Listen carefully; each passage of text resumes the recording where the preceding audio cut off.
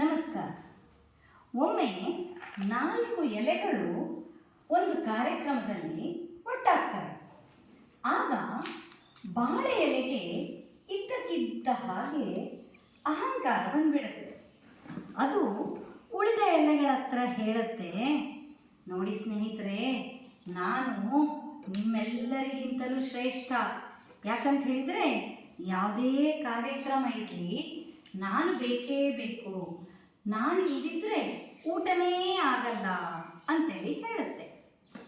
ಅದನ್ನು ಕೇಳಿಸ್ಕೊಳ್ತಾ ಇರುವಂತಹ ವೀರ್ಯದೆಲೆ ಹೇಳುತ್ತೆ, ಅಯ್ಯೋ ಬಾಳೆಲೆ, ನೀನೆಂಥ ಮೂರ್ಖ, ನಿನ್ನ ಮಹತ್ವ ಏನಿದ್ರೂ ಕೂಡ ಊಟ ಆಗುವಲ್ಲಿ ಮಾತ್ರ, ಮತ್ತೆ ನಿನ್ನನ್ನು ತಿಪ್ಪೆಗೆಸಿತಾರೆ. ಹಾಗಾಗಿ ನಾನೇ ಶ್ರೇಷ್ಠ. ಯಾಕಂತ ಹೇಳಿದರೆ ಯಾವುದೇ ಕಾರ್ಯಕ್ರಮದಲ್ಲಿ ಜನರು ಹೊಟ್ಟೆ ತುಂಬ ಉಂಡ ನಂತರ ತಾಂಬೂಲಕ್ಕಾಗಿ ಹುಡುಕ್ತಾರೆ. ನನ್ನನ್ನು ಹಾಕ್ಕೊಂಡಾಗ ಬೇಗ ತಿಂದದ್ದು ಜೀರ್ಣ ಆಗುತ್ತೆ ಅಂತ. ಹಾಗಾಗಿ ನಾನೇ ಶ್ರೇಷ್ಠ ಅಂತ ಹೇಳುತ್ತೆ. ಅದನ್ನು ಕೇಳಿಸ್ಕೊಳ್ತಾ ಇದ್ದಂತಹ ಕರಿಬೇವು ಹೇಳುತ್ತೆ, ಅಯ್ಯೋ ವೀರ್ಯದೆಲೆ, ನೀನು ಕೂಡ ಏನು ಶ್ರೇಷ್ಠ ಅಲ್ಲ, ನಿನ್ನ ಮಹತ್ವನೂ ಕೂಡ ಬಾಯಿ ಹಾಕ್ಕೊಳ್ಳುವಲ್ಲಿ ಮಾತ್ರ.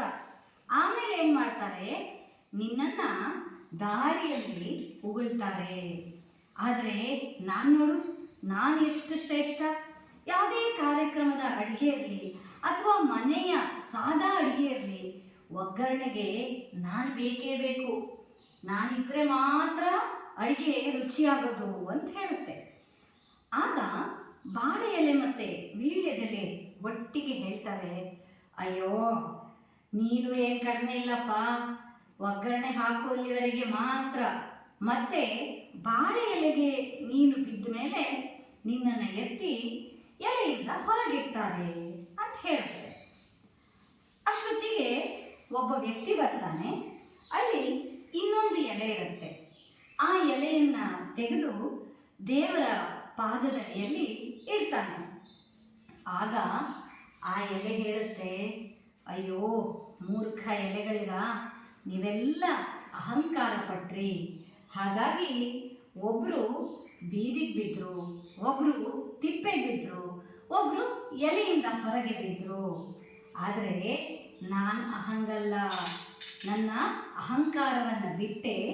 ಹಾಗಾಗಿ ದೇವರ ಪಾದವನ್ನು ಸೇರಿದೆ. ನಾನು ಮತ್ಯಾರೂ ಅಲ್ಲ, ತುಳಸಿ ಅಂಥೇಳಿ ಹೇಳುತ್ತೆ.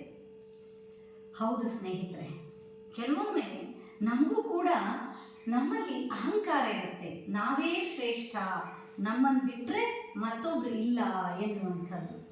ಅಂತಹ ಅಹಂಕಾರದಿಂದ ನಮ್ಮ ಅವನತಿಯಾಗುತ್ತೆ. ನಾವೇನಾದರೂ ದೇವರ ಪಾದವನ್ನು ಸೇರಬೇಕು ಅಥವಾ ಭಗವಂತನನ್ನು ಮೆಚ್ಚುವ ಹಾಗೆ ಮಾಡಬೇಕು ಅಂಥೇಳಿ ಹೇಳಿದರೆ, ನಾವು ಕೂಡ ನಮ್ಮಲ್ಲಿರುವಂತಹ ಅಹಂಕಾರವನ್ನು ಬಿಡಬೇಕಾಗತ್ತೆ. ಧನ್ಯವಾದ.